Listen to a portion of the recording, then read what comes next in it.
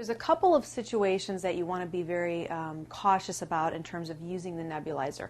One situation would be if you've got somebody nearby that is using an oxygen tank, or for whatever reason you're in an environment that has additional oxygen than typical.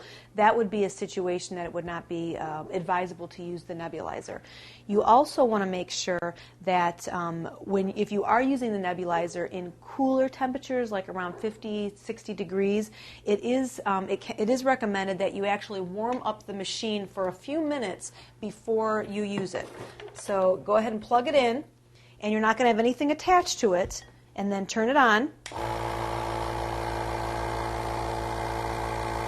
And then you're going to let that run like that for maybe 2-3 minutes just by itself.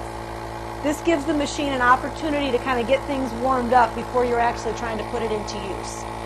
So, and then after it's ran for the few minutes, turn it off, and then you can actually connect up your the tubing and all of that for use with the person.